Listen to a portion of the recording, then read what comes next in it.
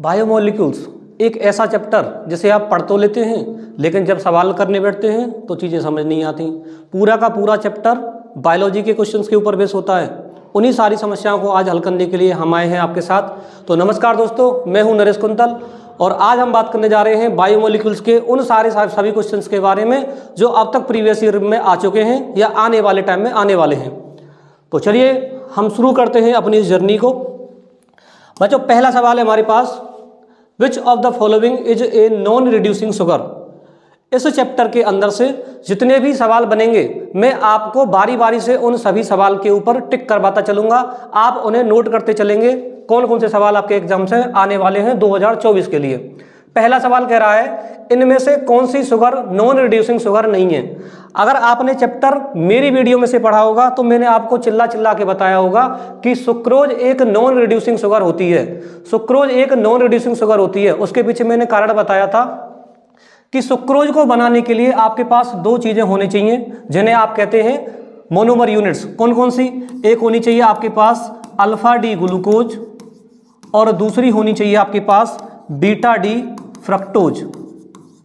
Alpha D glucose और beta D fructose ये दोनों मिलकर फॉर्मेशन करती हैं सुक्रोज का।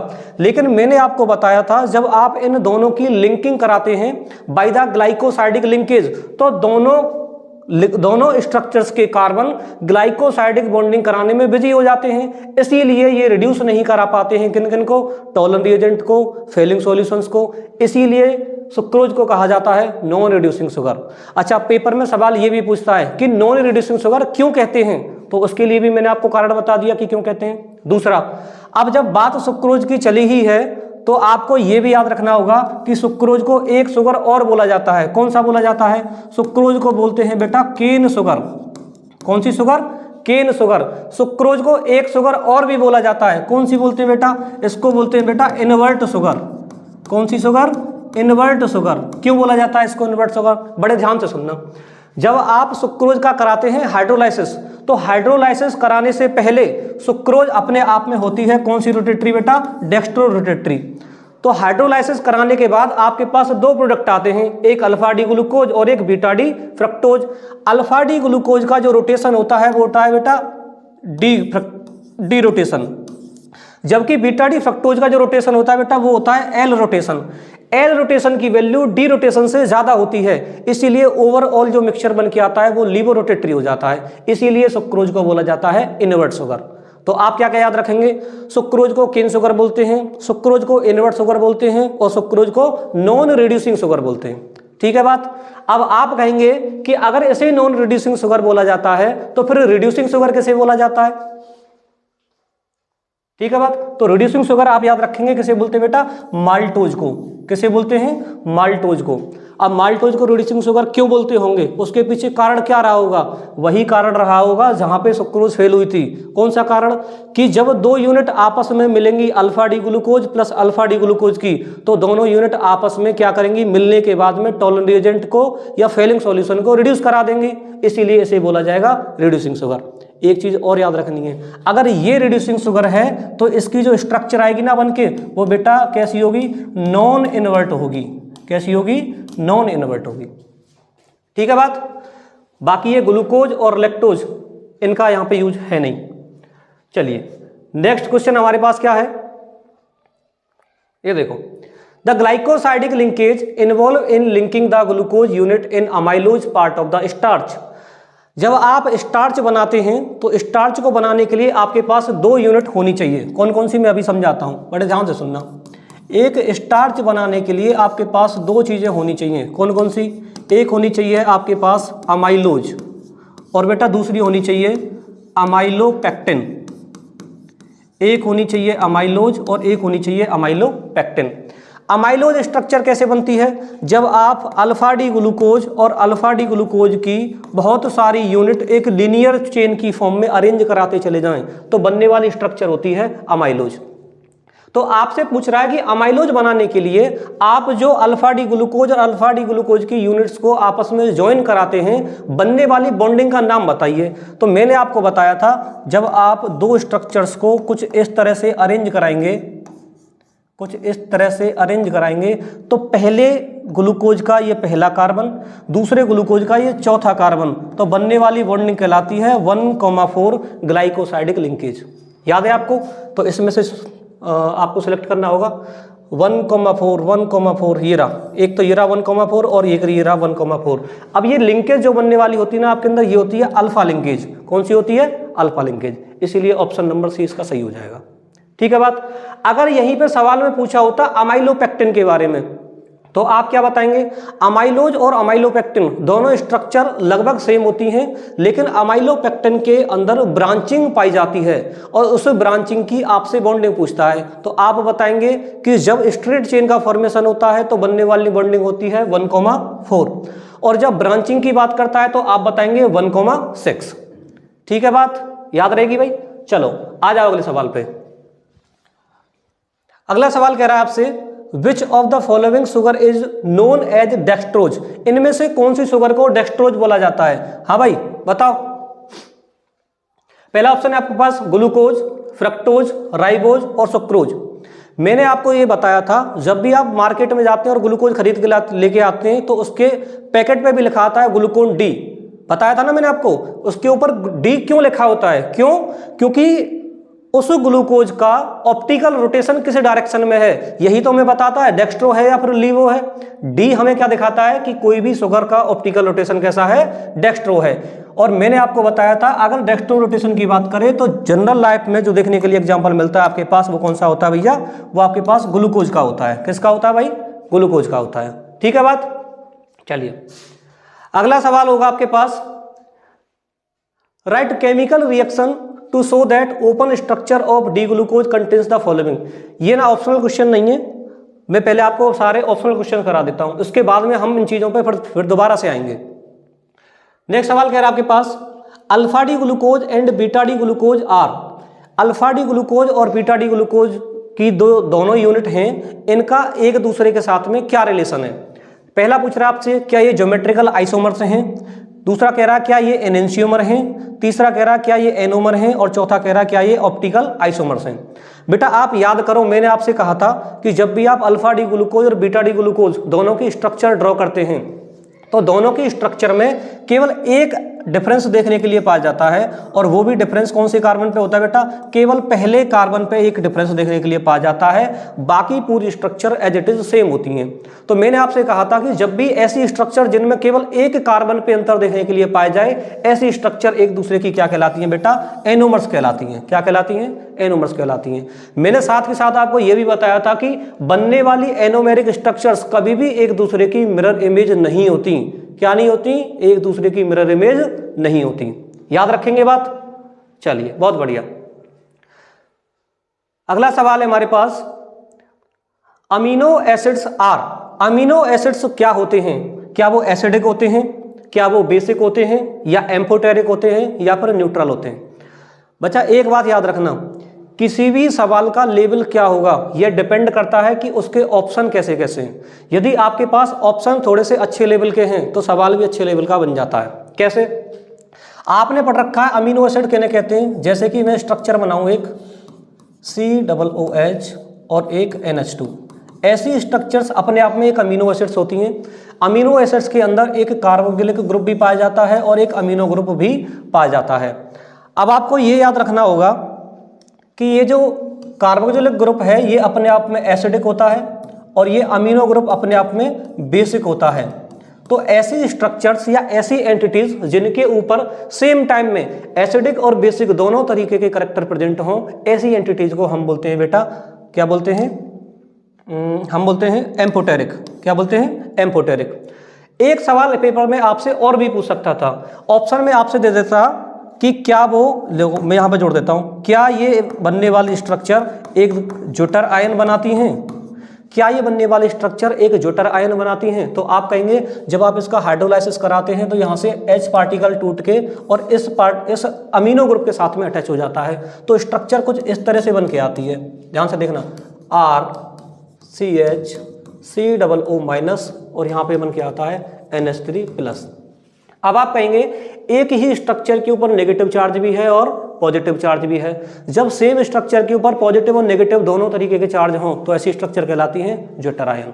तो आपसे पेपर में अमीनो एसिड के ऊपर ऐसे सवाल पूछ सकता है, क्या अमीनो एसिड्स एसिड होते हैं या बेसिक होते हैं? तो बच्चा बड़े ध्यान से सुनना।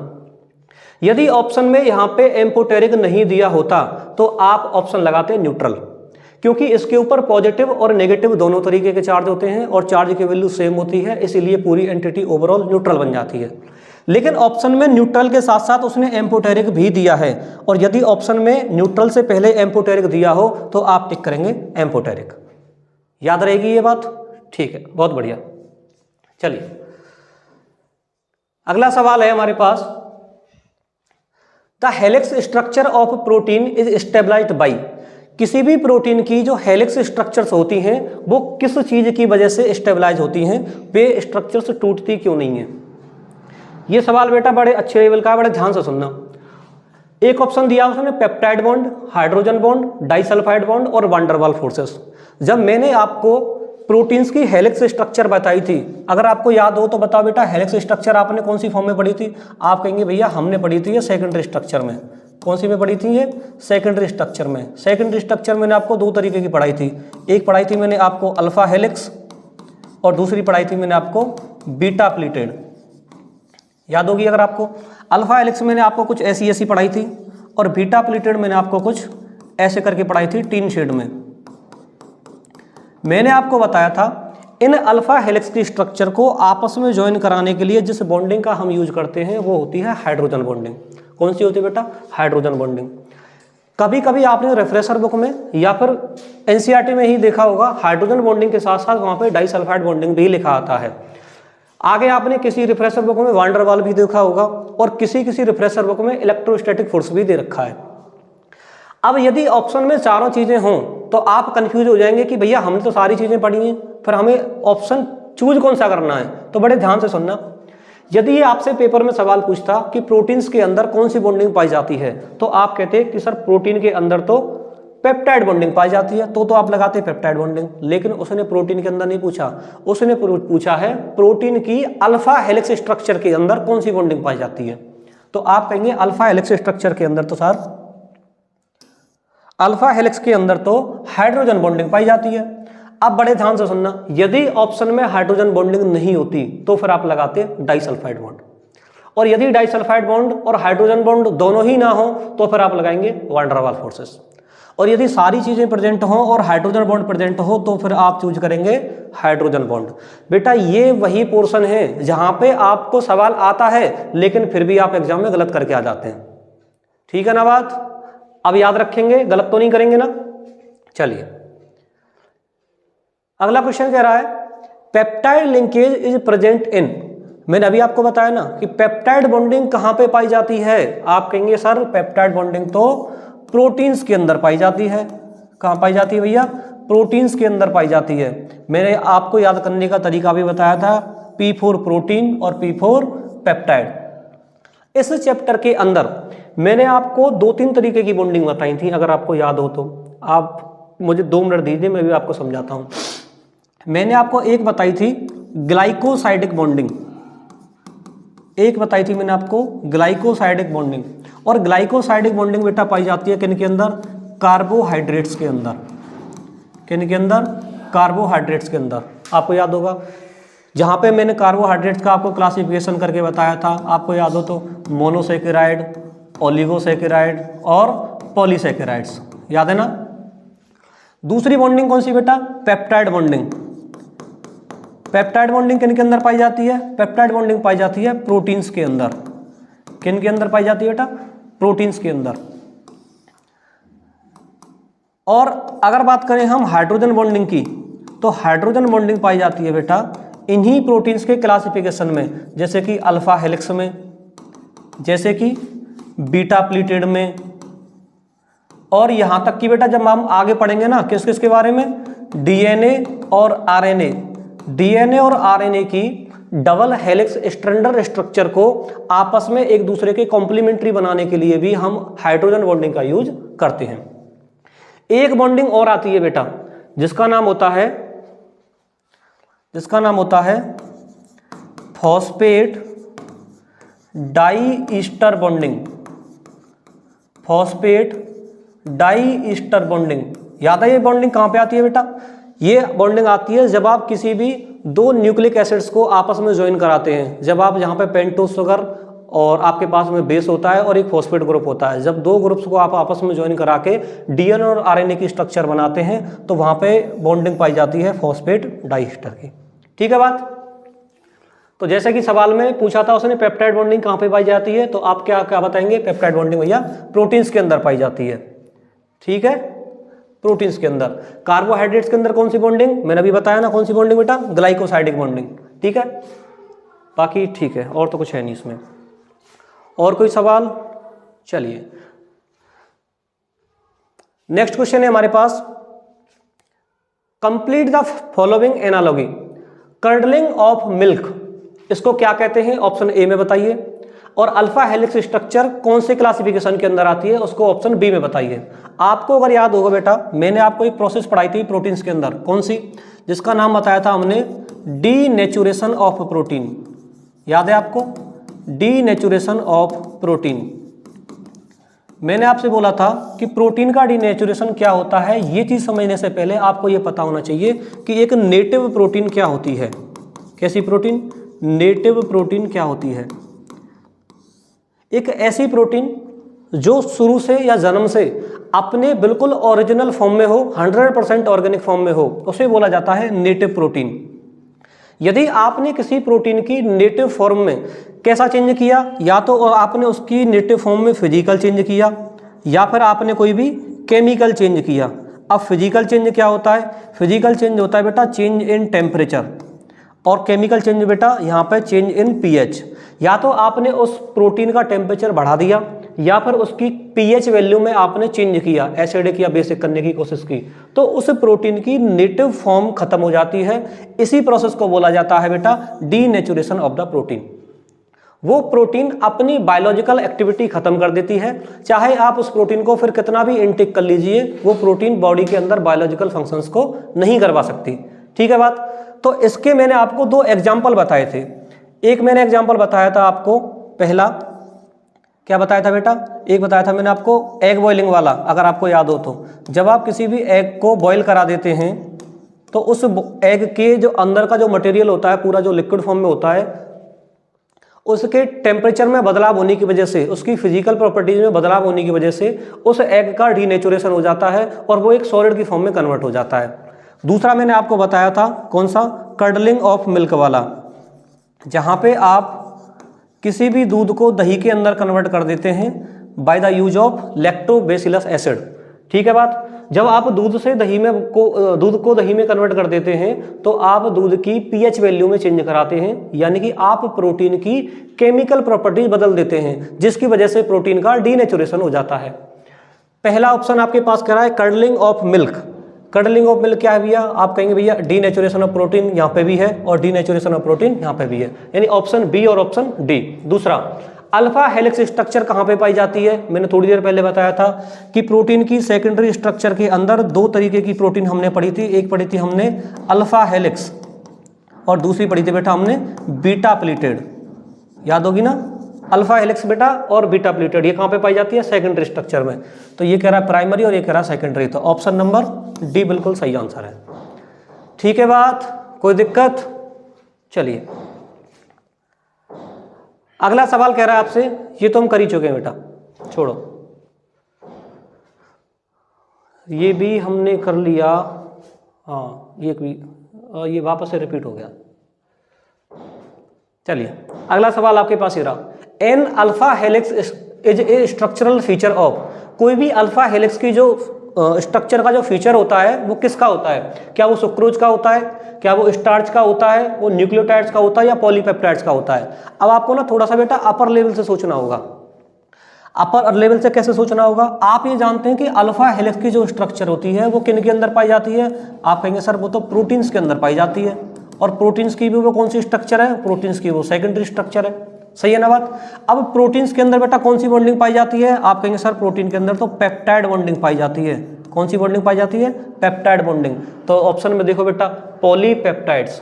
अल्फा हेलिक्स के अंदर जो पॉलीपेप्टाइड बॉन्डिंग जो पाई जाती है वो प्रोटीन्स के अंदर पाई जाती है, और प्रोटीन की सेकेंडरी स्ट्रक्चर की एक फॉर्म होती है जिसको बोलते हैं हम अल्फा हेलिक्स। ठीक है बात।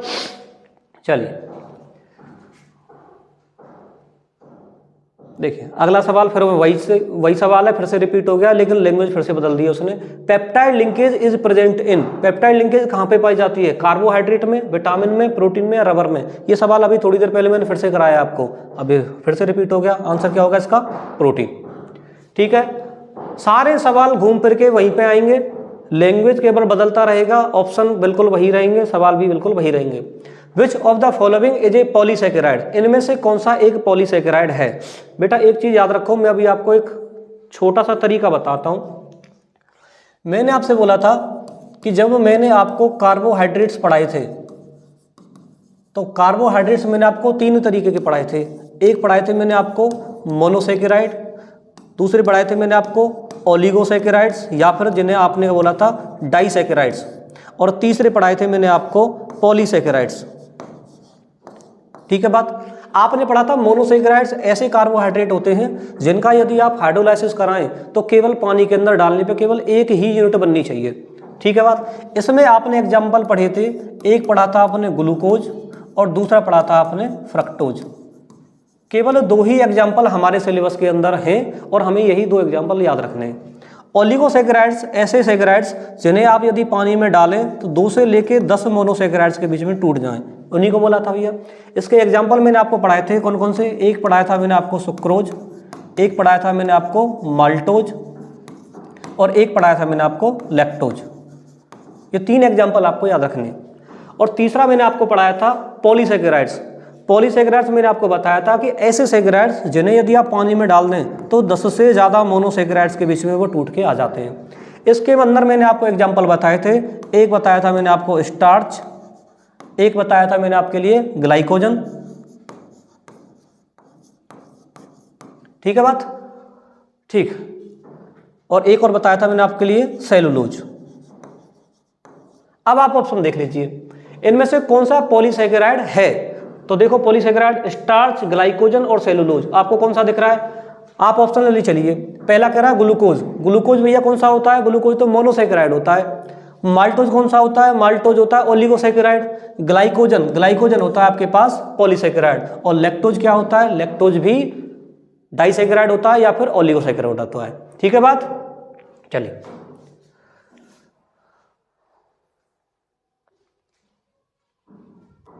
ये देखिए, ये है एक बेहतरीन सवाल आपके पास। ऐसे सवाल बनने के चांसेस आपके पेपर में सबसे ज़्यादा होते हैं और ये सवाल टर्म 1 2021-22 में आ चुका है और मैक्सिमम चांसेस हैं कि इस बार भी आपके पेपर में जो सवाल बनेगा वो टेबल की फॉर्म में बनेगा। ठीक है, तो आप बड़े ध्यान से समझेंगे इसे। टेबल सॉल्व करने का तरीका क्या होता है मैं आपको ट्रिक बताऊंगा इसकी। देखिए आपको ये पहला चार्ट दिया है, ये दूसरा चार्ट दिया है, आपको इनको मैच कराना है। या तो आप ऑप्शन देख के मैच करा लीजिए, लेकिन मैं कहूंगा कि आप ऑप्शन ना देखें, आप यहां से ही मैच करें तो ज्यादा बेटर है। पहला कह रहा है अमीनो एसिड्स। अभी मैंने आपको एक सवाल कराया था जिसमें मैंने आपको बताया था कि अमीनो एसिड्स क्या होते हैं। आपने कहा सर अमीनो एसिड्स तो एम्फोटेरिक भी होते हैं, अमीनो एसिड्स तो ज्यूटेराइन भी बनाते हैं, बताया था ना। तो अमीनो एसिड्स क्या बनाते हैं भैया? अमीनो एसिड्स बनाते हैं ज्यूटेराइन। क्या बनाते हैं? ज्यूटेराइन। ठीक है।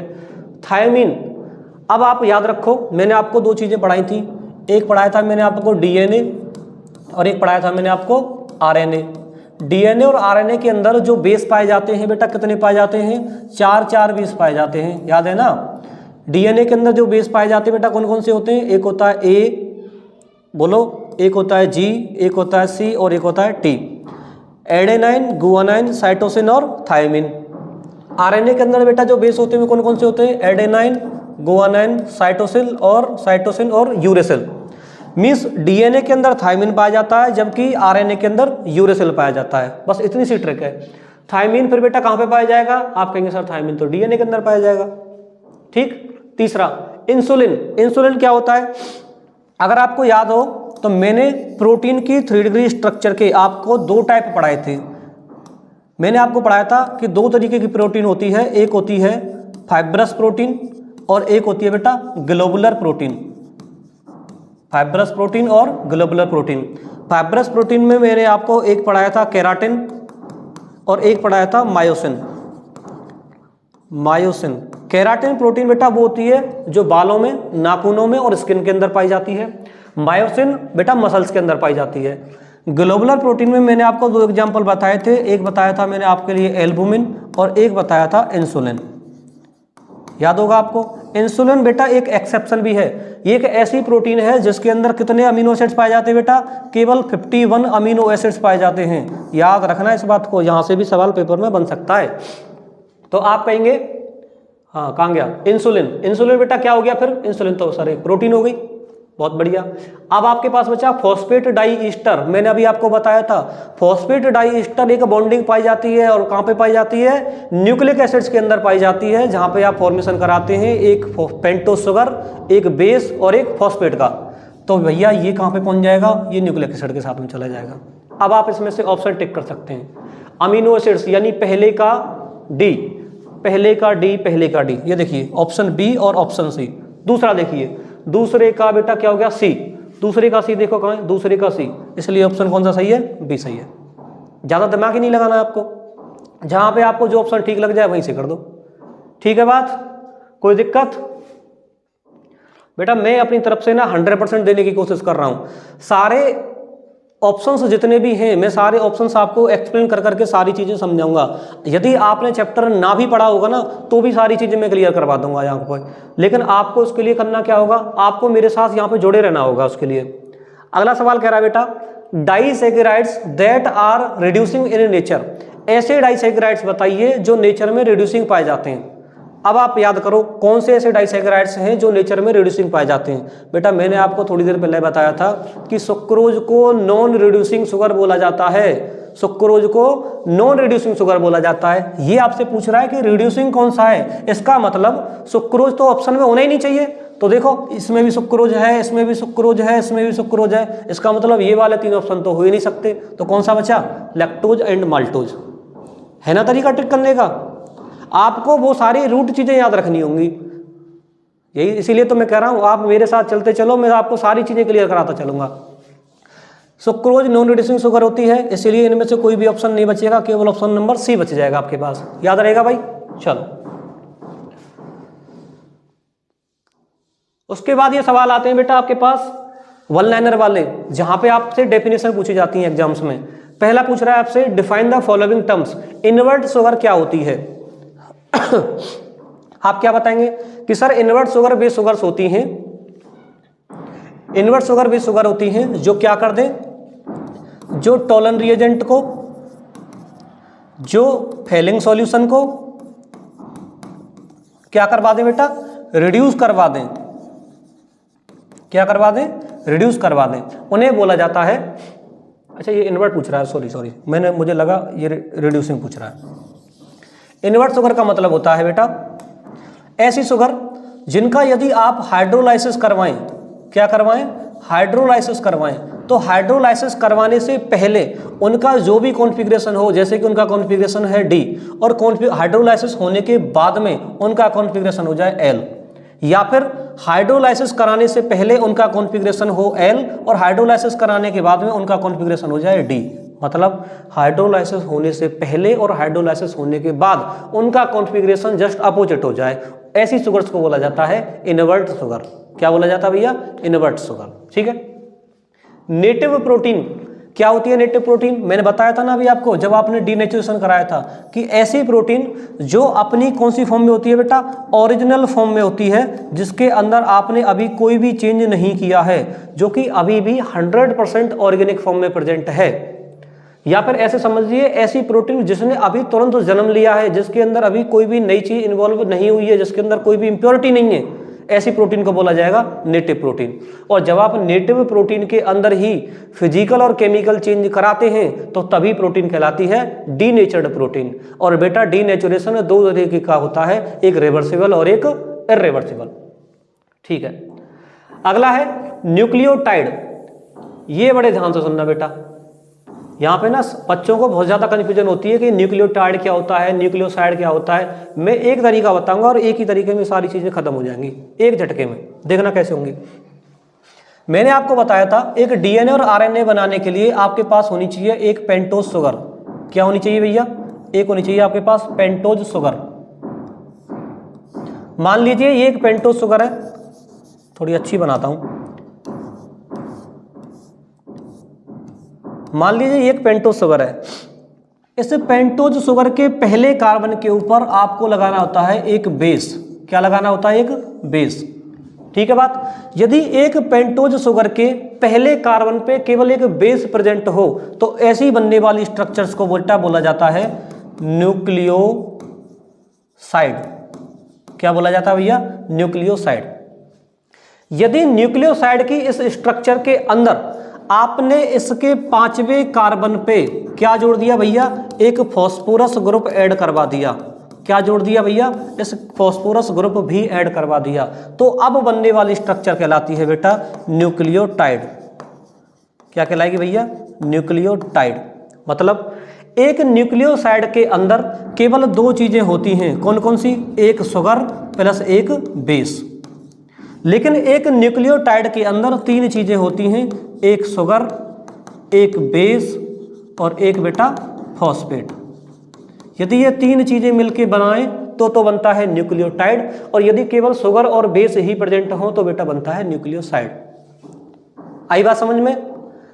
समझ पा रहे हो ना भैया? अच्छा, बहुत बढ़िया। चलिए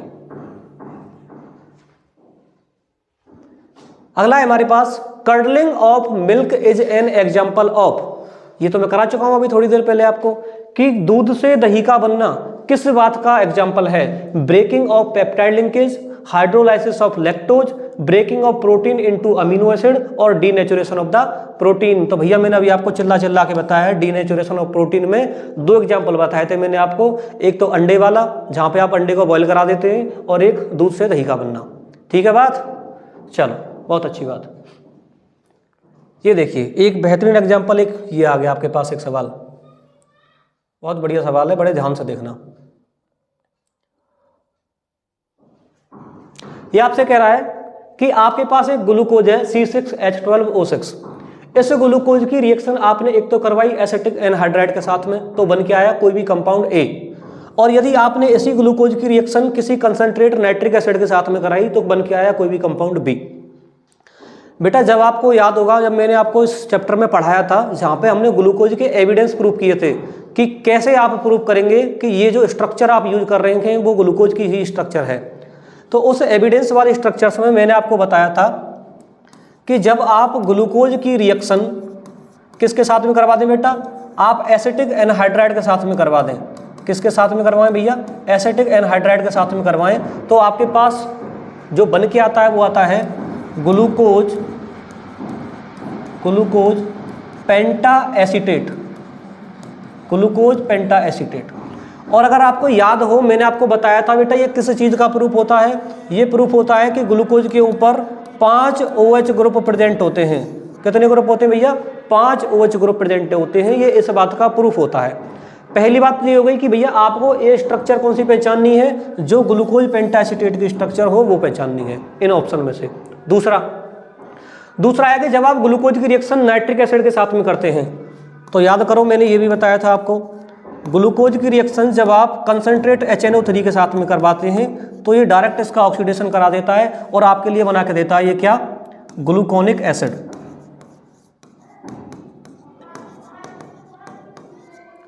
क्या बना के देता है भैया? ये ग्लूकोनिक एसिड नहीं, ग्लूकोनिक नहीं, सैकरिक एसिड बना के देता है। ये बना के देता है बेटा सैकरिक एसिड। ठीक है बात? अब आपको इसमें से ऑप्शन छांटने हैं। देखो ऑप्शन बी आपको सैकरिक एसिड छांटना है। ऑप्शन बी सैकरिक एसिड कहाँ है? जहां पे सैकरिक एसिड का फॉर्मूला मैं आपको बता दूं, COOH CHOH का होल 4 और COOH, ये वाला फॉर्मूला मीन्स पहला कार्बन और लास्ट कार्बन दोनों कार्बन कार्बोक्सिलिक ग्रुप के होने चाहिए। आप छांट लो कहाँ पे? देखो कार्बोक्सिलिक ग्रुप और ये भी कार्बोक्सिलिक ग्रुप। इसमें देखो ये भी नहीं है, इसमें देखो ये भी नहीं है, इसमें देखो ये इधर है, इधर एल्डिहाइड है, तो ये भी नहीं होगा। Option number D. ठीक है भाई, बात आसान है। ये भी बेटा बोर्ड में आया हुआ सवाल है 2021 और 22 में। ठीक है, चलिए नेक्स्ट सवाल है आपके पास असर्शन और रीजन के। असर्शन और रीजन के आपके पास सवाल है। आपसे पहला सवाल कह रहा है असर्शन कह रहा है आपसे proteins are found to have two different types of secondary structures, alpha helix and beta pleated sheet structure. क्या भैया ये बात सही है? आप कहेंगे सर बिल्कुल ये बात सही है, आपने बताया था प्रोटीन की सेकेंडरी स्ट्रक्चर दो टाइप की होती है। कौन कौन सी? एक होती है भैया अल्फा हेलिक्स और दूसरी होती है बीटा प्लेटेड, बताया था ना मैंने। चलो बात तो बिल्कुल सही है। रीजन क्या कह रहा है? The secondary structures of protein is stabilised by hydrogen bonding. Protein की जो सेकेंडरी स्ट्रक्चर्स होती हैं उनके अंदर हाइड्रोजन बॉन्डिंग पाई जाती है। हाँ साहब ये बात भी बिल्कुल ठीक है, इनके अंदर हाइड्रोजन बॉन्डिंग पाई जाती है। मैंने आपको बताया था यदि ऑप्शन में हाइड्रोजन बॉन्डिंग ना हो तो आप लगा के आएंगे डाइसल्फाइड बॉन्डिंग, और यदि ऑप्शन में डाइसल्फाइड भी प्रेजेंट ना हो तो आप लगा के आएंगे वान डेर वाल फोर्स या वान डेर वाल बॉन्डिंग, और यदि ऑप्शन में वान डेर वाल भी नहीं दे रखा है तो फिर आप लगा के आएंगे इलेक्ट्रोस्टैटिक फोर्स ऑफ अट्रैक्शन। याद रहेगा भैया। तो यहाँ पे जो आपके लिए सवाल दे रखा है उसके अंदर असर्शन और रीजन दोनों बात सही है, और रीजन इस असर्शन का करेक्ट एक्सप्लेनेशन भी देता है। ठीक है बात। चलिए अगला सवाल कह रहा है आपसे the backbone of DNA and RNA molecule is a chain consisting of heterolytic base, pentose sugar and phosphate sugar. एक डीएनए और आरएनए मॉलिक्यूल के अंदर एक हेटेरोलाइटिक बेस होता है, एक पेंटोज शुगर होती है और एक फॉस्फेट ग्रुप होता है। भैया बिल्कुल ये बात सही है, मैंने आपको बताया था ना अभी। आगे कह रहा है इसका कारण क्या है कि nucleotides and nucleosides mainly differ from each other in presence of phosphate group. हाँ भैया यही तो बात बताई थी मैंने आपको थोड़ी देर पहले कि यदि एक पेंटोज शुगर के ऊपर केवल एक बेस प्रेजेंट हो तो उसे बोला जाता है भैया न्यूक्लियोसाइड। क्या बोला जाता है? न्यूक्लियोसाइड। और यदि एक पेंटोज शुगर के ऊपर एक बेस प्रेजेंट हो और बेस के साथ साथ इस कार्बन पे एक फॉस्फेट ग्रुप भी प्रेजेंट हो तो उसे बोला जाता है न्यूक्लियोटाइड। तो आपसे यही तो कह रहा है न्यूक्लियोटाइड एंड न्यूक्लियोसाइड क्या आपस में किस चीज के ऊपर डिफर होते हैं? In the presence of phosphate group. Nucleoside के अंदर फॉस्फेट ग्रुप प्रेजेंट नहीं होता जबकि न्यूक्लियोटाइड के अंदर फॉस्फेट ग्रुप प्रेजेंट होता है। दोनों बात सही है भैया। आप कहेंगे सर बिल्कुल ठीक है, कोई दिक्कत? चलिए अगला असर्शन कह रहा है आपसे, देखिए असर्शन कह रहा है आपसे the two strands are complementary to each other. किसी भी डीएनए की स्ट्रक्चर के अंदर जो स्ट्रक्चर पाई जाती है उसे बोला जाता है double helix strand structure. Double helix strand structure. सवाल आपसे रीजन में पूछ रहा है the hydrogen bonds are formed between specific pairs of bases. पहले तो आप ये समझिए कि इस कॉम्प्लीमेंट्री का मतलब क्या है। देखिए जब आप डीएनए की डबल स्ट्रैंड स्ट्रक्चर बनाते हैं तो वो स्ट्रक्चर कुछ कुछ ऐसी बन के आती है। ठीक है बात? ए टी जी और सी। होता क्या है इन दोनों स्ट्रैंड के बीच में जो बेसिस पाए जाते हैं डीएनए के अंदर वो आपस में बॉन्डिंग करते हैं। जैसे कि एडेनाइन और थायमिन की जो बॉन्डिंग होती है वो डबल बॉन्डिंग होती है, जबकि गुआनिन और साइटोसाइनिन की जो बॉन्डिंग होती है वो ट्रिपल बॉन्डिंग होती है। एक तो आपको ये बात याद रखनी पड़ेगी कि एक ये हेलिक्स जिसको मान लो मैं क्या कह दूं, इसको मैं कह देता हूं P और दूसरे हेलिक्स को मैं कह देता हूं Q। ये P और Q ये दोनों स्ट्रैंड एक दूसरे के कॉम्प्लीमेंट्री होते हैं। बेटा ये एग्जाम में पूछा जा चुका है कि कॉम्प्लीमेंट्री क्यों होते हैं। तो आप बताएंगे कि अगर मान लीजिए इस P की बॉन्डिंग इस Q के साथ में तोड़ दी जाए तो क्या आप बताओ क्या ये हेलिक्स आपस में स्टेबल बन पाएंगे? आप कहेंगे सर बिल्कुल नहीं बन पाएंगे। इसीलिए ये दोनों हेलिक्स एक दूसरे के कॉम्प्लीमेंट्री कहे जाते हैं, क्योंकि एक हेलिक्स के होने से ही दूसरे हेलिक्स को बनाया जा सकता है या स्टेबल रखा जा सकता है। ठीक है। दूसरा, ये जो बेस पाए जाते हैं इन दोनों बेसों के बीच में जो बॉन्डिंग पाई जाती है, एडेनाइन की बॉन्डिंग थायमिन के साथ में डबल बॉन्ड से पाई जाती है, और बॉन्डिंग का नाम क्या होता है भैया? बॉन्डिंग का नाम होता है हाइड्रोजन बॉन्डिंग। क्या नाम होता है भैया? Hydrogen bonding. ठीक है। तो वही तो उसने कहा है कि दोनों स्ट्रक्चर कॉम्प्लीमेंट्री है भैया, बिल्कुल बात ठीक है। और ये जो आपके पास में हाइड्रोजन बॉन्ड पाए जा रहे हैं between specific pair of basis, उन बेसिस के बीच में हाइड्रोजन बॉन्ड पाए जाते हैं। तो असर्शन भी सही है आपके पास और रीजन भी सही है। यहां तक कोई दिक्कत? 2020 और 21 का आया हुआ सवाल है बोर्ड के एग्जाम का। चलिए अब बेटा हमारे पास जो सवाल बचे हैं वो बचे हैं हमारे पास रीजन बेस, और इन रीजन बेस सवाल को मैं कराऊंगा आपके लिए नेक्स्ट वीडियो में। और नेक्स्ट वीडियो में मैं आपको इन रीजन बेस्ड सवाल को बहुत बढ़िया तरीका से एक्सप्लेन कर रहा हूँ, जहाँ पे यदि आपने चैप्टर नहीं भी पढ़ा है तो मैं इन क्वेश्चंस के बेसिस पे या इन क्वेश्चंस के आधार पे आपको पूरे चैप्टर की थ्योरी समझा दूंगा। तो आपको कतई टेंशन नहीं लेनी है इस चीज़ की। तो मिलते हैं बेटा नेक्स्ट वीडियो में, जुड़े रहिए हमारे साथ। तब तक के लिए बहुत बहुत धन्यवाद। चैनल को लाइक कीजिए, सब्सक्राइब कीजिए और जितना हो सके उतना वीडियो को शेयर कीजिए। धन्यवाद।